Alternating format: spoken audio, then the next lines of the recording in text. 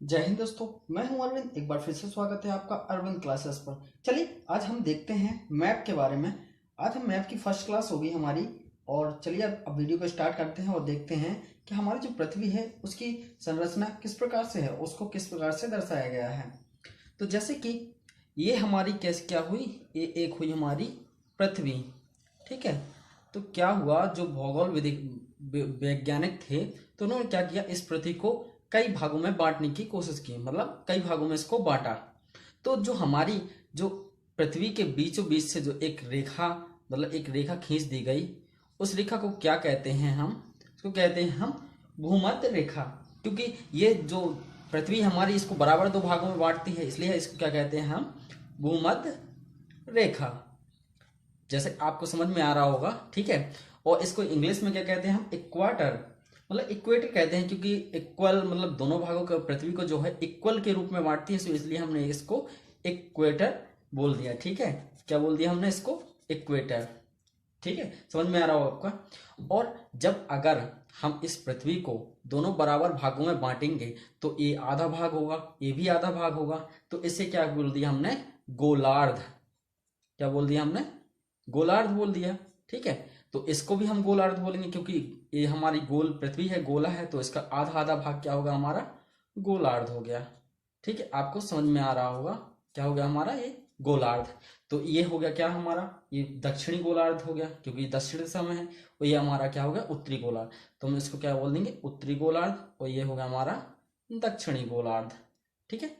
तो इस और एक और रेखा जो हमारी है खींची गई, तो वो क्या होगी हमारी, इस प्रकार से एक रेखा और खींच दी गई। ठीक है, तो ये जो रेखा है, एक और रेखा खींच दी गई, तो इस रेखा को क्या कहते हैं हम, कर्क रेखा।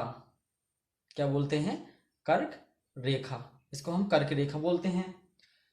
क्यों बोलते हैं, क्योंकि देखिए, और इसका वो क्या बोलते हैं, उसके कोण है जो, इसको कोण को 23 सही 1/2 के रूप में यह रेखा खींची गई।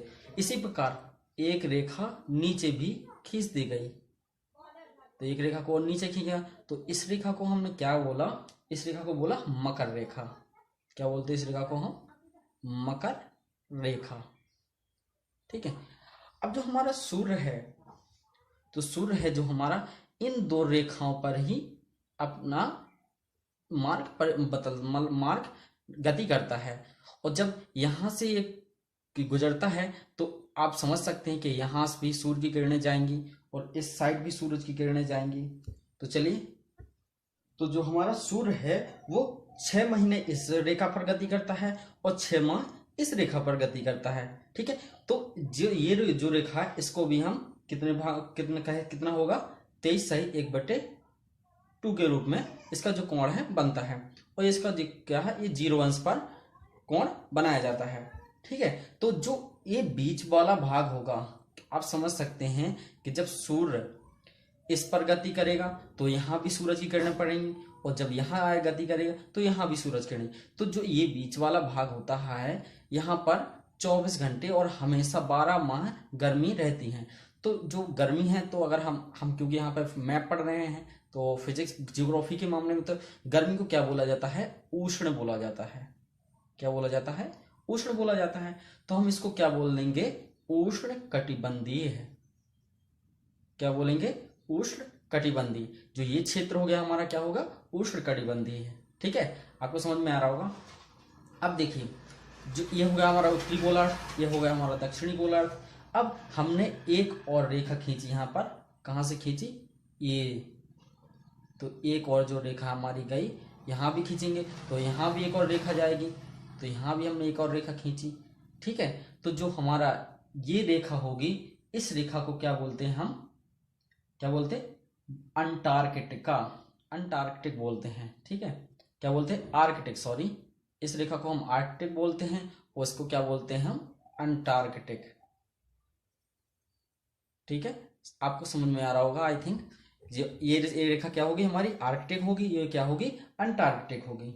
जो हमारी ये रेखा है, ये कितने अंश का कोण बनाएगी, 66 सही 1/2 अंश का कोण बनाएगी। तो ये भी रेखा हो तो ये भी हमारी 66 सही 1/2 दो अंश का कोण बनाएगी। ठीक है, तो आपको ये रेखा समझ में आ रही होगी। तो चलिए अब हम देखते हैं जो हमारी ये है रेखा है और जो इसके बीच का जो क्षेत्रफल है इसको हम क्या बोलते हैं। जैसा कि मैंने आपको बताया यहाँ भी सूर्य रहता है, यहाँ भी सूर्य रहता है, तो यहाँ भी गर्मी पड़ेगी तो यहाँ भी गर्मी पड़ेगी। ठीक है, तो जो ये 6 माह यहाँ सर्दी होगी, जब सूर्य जो है हमारे इस रेखा पर होगा तो यहाँ पर गर्मी कम आएगी। ठीक है, जब यहाँ सूर्य होगा तो यहाँ पर गर्मी अधिक होगी, तो इसे क्या कहते हैं हम, शीतोष्ण। और 6 महीने यहाँ हो तो इसे क्या बोलते हैं हम, इसे बोल देंगे हम इस क्षेत्रफल को शीतोष्ण कटिबंधीय, शीतोष्ण कटिबंधीय। ठीक है, और ये जो रेखा है इसको हम क्या बोलेंगे, इसको भी हम शीतोष्ण बोल देंगे। ठीक है, अब जो ये क्षेत्रफल हो गया, अब हम इसको और सहूलियत बांट देने के लिए हमने एक रेखा को और खींचा। तो जो ये रेखा होगी हमारी क्या होगी, चलिए देखते हैं। इसको हम बोलते हैं शीत कटिबंधीय, यानी शीत रेखा। ठीक है, अब हम इनको क्यों बोलते हैं, आपको समझ में आ रहा हो कि जी हमारा जब सूर्य यहां पर होगा तो यहाँ पर होने के कारण यहाँ पर गर्मी कम जा पाएगी, सूरज की किरणें कम पहुंच पाएंगी, तो यहाँ पर अधिक ठंडक होगी। अगर यहाँ भी सूर्य होगा तो यहाँ भी किरणें कम पहुंच पाएंगी, जिस वजह से ये जो क्षेत्र होता है पृथ्वी का ये ठंडा होता है, यहाँ पर बर्फ जमी रहती है। तो इसको हम क्या बोलते हैं, शीत। शीत यानी सर्दी, शीत कटिबंधीय, ये जो क्षेत्र होता है शीत कटिबंधीय। अब यूपीएससी में क्वेश्चन पूछा गया था कि 2015 में कि शीत कटिबंधीय में वो कौन सा क्षेत्र है जो सबसे अधिक ठंडा है। अब कंफ्यूजन वर्ड करने वाला क्वेश्चन आ गया, क्योंकि ये जो शीत कटिबंधीय इसको शीत बोलते हैं। अब इसमें भी उसने पूछ लिया कि जो ये क्षेत्र है, ये क्षेत्र है, इसमें सबसे ज्यादा अधिक ठंडा कौन सा क्षेत्र है। तो मैं आपको बता दूं कि इसको एक और भाग दिया गया, तो जो ये हो गया, इसको बोलते हैं हम क्या, इसको बोलते हैं टुंड्रा। इसको क्या बोलते हैं, टुंड्रा। तो सबसे अधिक क्षेत्र, क्योंकि जो सबसे अधिक दूरी पर है और सबसे दूर है, तो इसको हम बोलेंगे टुंड्रा। तो क्वेश्चन का आंसर होता है कि शीत कटिबंधीय में सबसे अधिक ठंडा क्षेत्र होगा वो होगा टुंड्रा। और इसको हम क्या बोलते हैं, इसको बोलेंगे हम टैगा। क्या बोलेंगे, टैगा। हम एक और बोल सकते हैं कि शीत कटिबंधीय का पहला भाग, और इसको बोल देंगे हम दूसरा भाग। ठीक है, दूसरी रेखा। लेकिन इन दोनों को मिलाकर, मतलब अगर जब हम इन दोनों को मिलाएंगे तब बनेगा हमारा शीत कटिबंधीय। क्या बनेगा हमारा, जो ये होगा तभी शीत कटिबंधीय बनेगा। ठीक है, शीत कटिबंधीय को हमने दो भागों में बांट दिया, एक हो गया टुंड्रा, एक हो गया टैगा।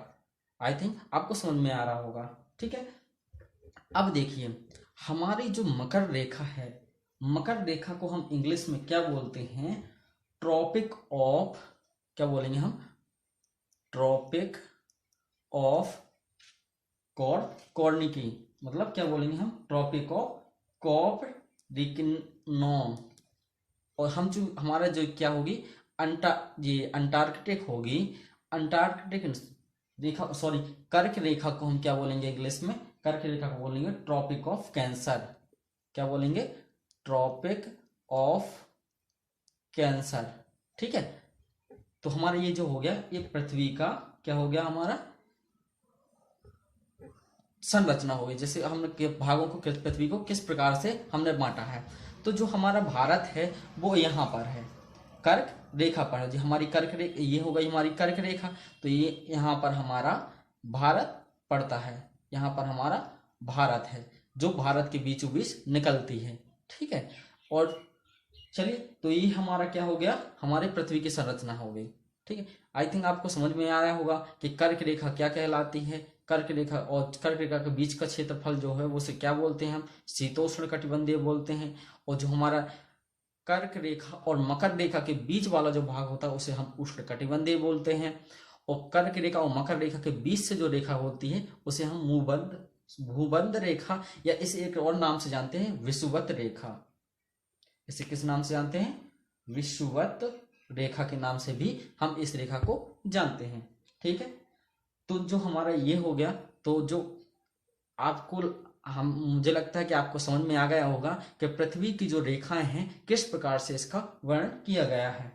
ठीक है, तो अगर आपको यह वीडियो पसंद आई हो तो वीडियो को लाइक करें, शेयर करें और हमारे चैनल अरविंद सर क्लासेस को सब्सक्राइब करें। Thanks for watching. जय हिंद।